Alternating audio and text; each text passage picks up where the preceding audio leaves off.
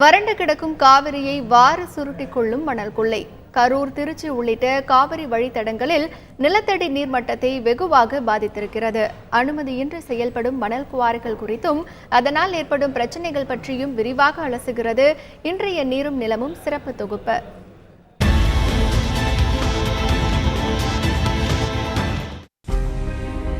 நீரோடிய பாதைகளில் நெருப்பு பூத்து கிடக்கிறது. ஆரோடிய பாதைகளில் ஆக்கிரமிப்பு நடக்கிறது. மணற்கொள்ளையால காணாம போகும் காவிரி ஆற்ற கண்ணெடுத்தே பார்க்க முடியல. ஆமா, ஆங்காங்கே மண் எடுக்கிற கொடுமையை பார்த்தா இரவெல்லாம் தூக்கம் வரலன்னு புலம்புறாங்க காவிரி கரையோர மக்கள்.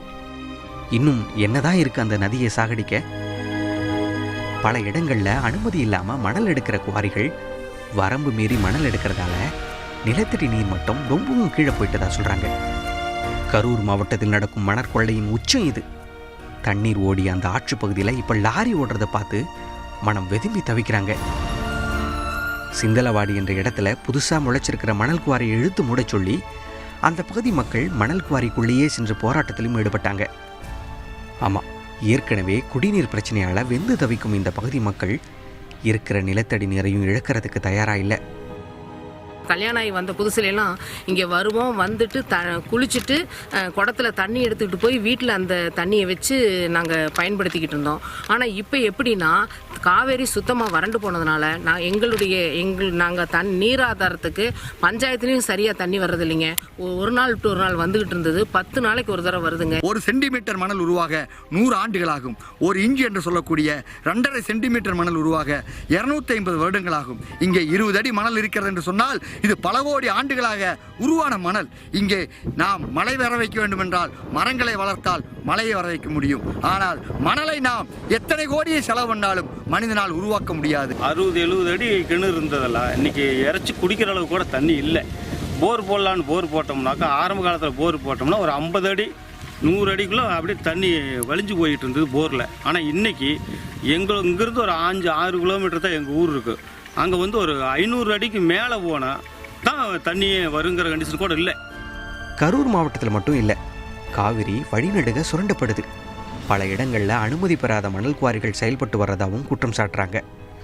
அளவுக்கு மீறி ஆற்று மணல் அள்ளிக்கிட்டு போன லாரிகளை மடக்கி மக்கள் போராடுறது தொடர்கதையாகுது.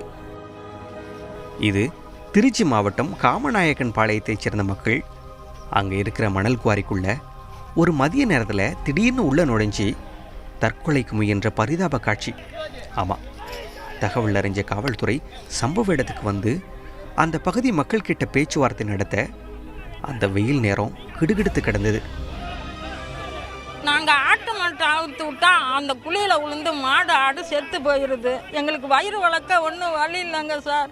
எப்படியோ இந்த மலன் கொள்ளையா நிப்பாட்டி தான் ஆகணும் சார். எங்களுக்கு எல்லாம் கூடாது. எங்களுக்கு வயிறு வளர்க்க வேறு வழியே தெரியலங்க. எங்களுக்கு குளிக்க முழுவதும் தண்ணி சௌகரியம் பத்தலைங்க. மணற்கொள்ளை வெகுவாக நடக்கிறதால காமநாயக்கன் பாளையம் முழுக்க வறண்டு கிடக்கு. ஆடு மாடுகளுக்கு கூட குடிக்க தண்ணி இல்லை. தண்ணீர் பஞ்சம் அவர்களின் குரல் வலையை நெருக்கி எடுக்கவே அந்த மணல் குவாரி இன்னும் கொஞ்ச நாளில் தங்களோட உயிரை அறுத்திடும்னு பயப்படுறாங்க. காலையில் எழுந்திரிச்சா ஜனங்களுக்கு பஞ்சாயத்து பண்ண முடியல. நான் 10 குடம் தண்ணி பிடிச்சிக்கிட்டு இருந்தாங்க, அப்போ 4 குடம் கணக்கு பண்ணி பிடிச்சிக்கிட்டு இருக்காங்க. தண்ணியெல்லாம் நின்றுச்சு. மேற்கொண்டு தென்னை மரம் எல்லாமே ஒன்று கூட காய்க்கல. எல்லா மட்டையும் எல்லாம் சுண்டி போயிடுச்சு. தென்னை மரம்லாம் காலியாயிரும். அனுமதி பெறாமல் முளைத்த மணல் குவாரிகள் ஆங்காங்கே அதிகம்னு சொல்கிறாங்க. வருஷம் காவிரி தண்ணிக்காக போராடுறது ஒரு பக்கம் இருக்கும்போது அந்த ஆற்றை முடிஞ்ச வரைக்கும் சுரண்டி போகிறது எவ்வளோ பெரிய கொடுமை. காவிரி ஆற்றின் துணை நதியாக இருக்கக்கூடிய நொய்யல் நதி திருப்பூர் சாயப்பட்டறை கழிவுகளால் செத்த நதியாக மாறிவிட்டது. அந்த நொய்யல் நதி கரூர் மாவட்டத்தில் தான் காவிரி ஆற்றோடு கலக்கிறது.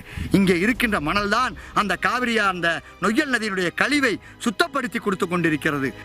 3 அடிக்கு மேலே மணல் எடுக்கக்கூடாது. சாயங்காலம் 6 மணிக்கு மேலே மணல் எடுக்கிறது தவறு. அப்படி இப்படின்னு ஏகப்பட்ட வரைமுறைகள் இருக்கு ஆற்று மணல் அள்ளுறதுக்கு. ஆனால் விடிய விடிய அந்த ஆறு அலறி போகிற அளவுக்கு மணற்கொள்ளை நடக்குது. காவிரி கொள்ளிடம் ஆற்று வழித்தடங்களில் மட்டும் இல்லை, தமிழகத்தின் நிலப்பகுதியில் நரம்பு போல பரவி கிடக்கிற ஆறுகளை அறுத்து விடுறது எவ்வளோ பெரிய ஆபத்து.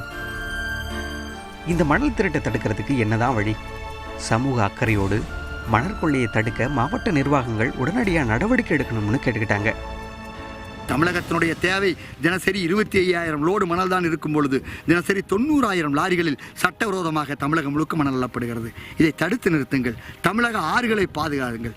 இங்கே நீர்வளம் மிகவும் குன்றிய மாநிலம் தமிழ் மாநிலம். இந்த மணலை அள்ளிவிட்டால் தமிழகம் பாலைவனமாவது உறுதி. ஆறுகளாகவே இருக்க விடுங்க. அத்துமீறல்களை தடுக்கணும். புதிய நீர்நிலைகளை அமைக்கணும். கடலில் கலக்கும் நீரை வெகுவாக குறைக்கணும்.